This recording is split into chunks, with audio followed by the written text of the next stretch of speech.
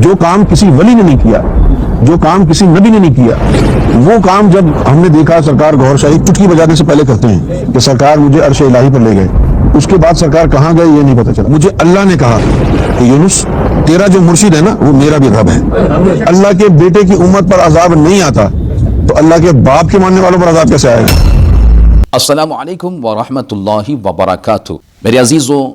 Social media کے اوپر جہاں پر کئی طرح کے فتنوں نے جنم لیا ہے، کئی طرح کے فتنے موجود ہیں، وہیں پر بہت بڑا ایک فتنہ گوھر شاہی کا فتنہ موجود ہے،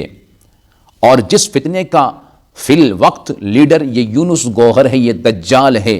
جس بدبخت کو، جس دجال کو ابھی آپ نے سنا۔ اس فتنے کا سوشل میڈیا کے اوپر ایک چینل موجود ہے، وہاں پر یہ ٹکلا دجال بیٹھتا ہے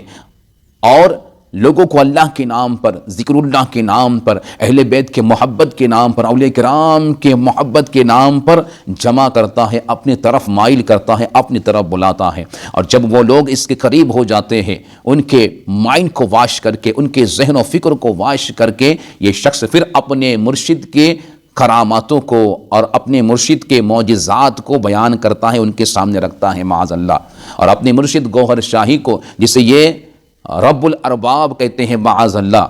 اس فتنے کے ماننے والوں کا ماننا یہ ہے کہ گوھر شاہی یہ معاذ اللہ اللہ تبارک و تعالیٰ کا بھی رب ہے۔ جیسے کہ ابھی آپ نے سنا کہ کوئی ولی جو کام نہیں کر سکتے تھے، کوئی نبی نے جو کام نہیں کیا تھا، گوھر شاہی چٹکی بجاتے ہی کر جاتے تھے، اور اس دجال کو دجال زمانہ گوھر شاہی عرش اعظم پر لے کر گیا،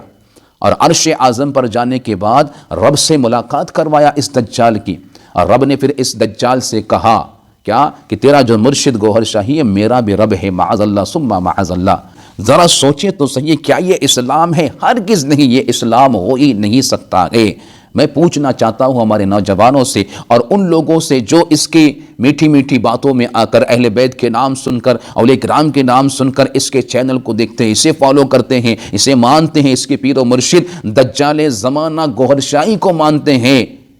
کہ یہ کافی نہیں تمہاری آنکھیں کھولنے کے لیے؟ اس کی حقیقت کے لیے اتنی باتیں کافی نہیں ہیں کہ کس طرح سے یہ اللہ کی شان میں گستاخی کر رہا ہے، کس طرح سے معاذ اللہ نبیوں کی شان میں، اولیاء کرام کی شان میں گستاخی کر رہا ہے۔ اگر اب بھی آپ کی آنکھیں نہیں کھلتی ہے تو پھر میں تو یہی کہوں گا کہ آپ کے دلوں پر مہر لگ چکی ہے، آپ کے آنکھوں پر پردہ پڑ چکا ہے، آپ کے کانوں پر پردہ پڑ چکا ہے، اللہ نے بہت مضبوط مہر آپ کے دلوں پر مار دی ہیں کہ اب آپ بھٹک چکے ہو، گمراہ ہو چکے ہو، اب آپ کو حق بات نظر نہیں آئے گی اور آپ دیکھ نہیں سکتے ہو۔ اور اگر آپ کی آنکھیں کھلی ہے، پردہ نہیں پڑا ہے، دل کھلے ہیں، ابھی تک آپ کے دلوں پہ مہر نہیں لگا ہے، تو اپنی آنکھیں کھولے اور دیکھیں حقیقت کیا ہے۔ یہ انسان مسلمان نہیں ہے، یہ علی الاعلان مشرک ہے، اسلام سے خارج ہے۔ اس کو فالو کرنا بند کیجئے، اپنے ایمان کو اس فتنے سے بچائیے، اپنے آپ کو بچائیے، اپنے اہل و عیال کو بچائیے، اپنے دوست و احباب کو اس فتنے سے دور کیجئے، انہیں بتائیں اور انہیں سمجھائیں، اور اس فتنے سے خود بھی بچیں، دوسروں کو بھی بچانے کی کوشش کریں۔ آپ کا ایمان بچ جائے گا، اور ایمان بچے گا تو آخرت میں نجات ملے گی۔ ایمان ایسے فتنے کے حوالے کر دیا، برباد کر لیے، آخرت میں انہی کے ساتھ میں جہنم میں پھینک دیے جائیں گے۔ اس لیے اپنی ایمان و اعتقاد کی حفاظت کرے، اسلام کو سمجھے، نبی کریم صلی اللہ علیہ وسلم کی تعلیمات کو فالو کرے، حدیث کو پڑھے،